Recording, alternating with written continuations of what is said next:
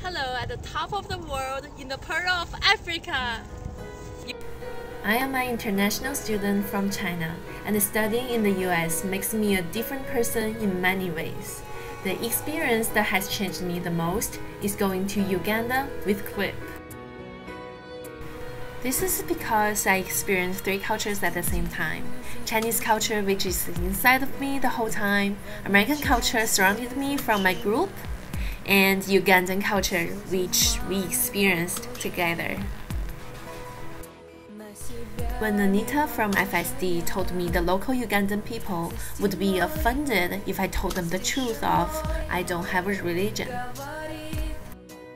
Julia asked me right away if I had any religion, and I could only shake my head. I remembered many people from school tried to convert me and save me, but the culture inside of me makes me doubt everything. Although my host mom never asked me about my religion, and Olivia, who was my roommate, always did prayers before dinners. Our host mom finally told me one time, God will find you.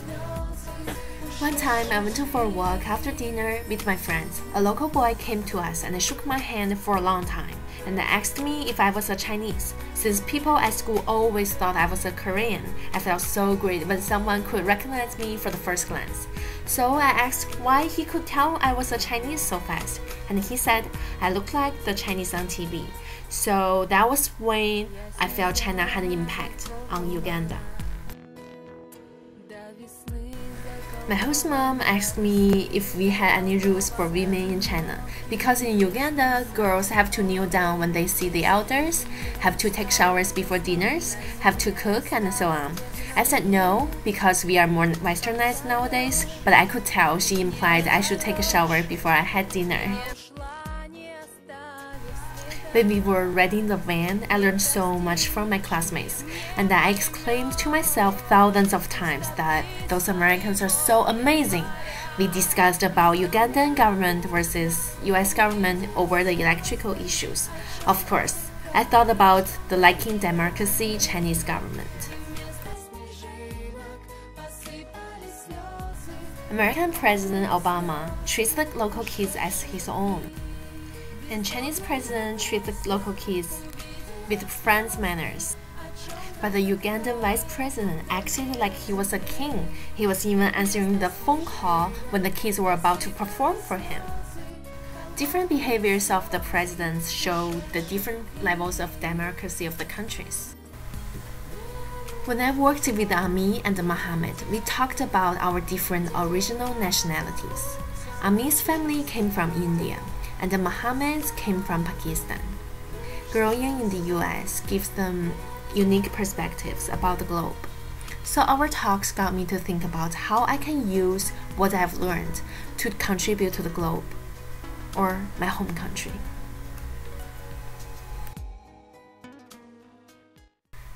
On my 7th day in Uganda, Adam told me he had been to China and tried to set up an FSD office there, but the government hindered the plan. I have been to countrysides in China and other undeveloped areas, so I know organizations like FSD will help China to develop faster. I want to make it happen in the future. Many Ugandan kids cannot afford school, so they start working and taking care of their families when they are at a really young age, and this makes them more mature than others. Lots of people nowadays believe everyone is equal, and I want to help the children to get equal educations, since the education is what made US the best country, according to the conversations I had with my classmates. I feel lucky to have the chance to see Uganda, and I appreciate Ugandan community who opened their hearts and houses to us. And I am really happy my intelligent and driven classmates are so open to me and share their thoughts with me. I will try my best to improve myself in the school and achieve my goals to contribute to the globe in the future. And I believe we will have the chance to go back to that beautiful land one more time after we achieve our dreams. Our hearts will go on.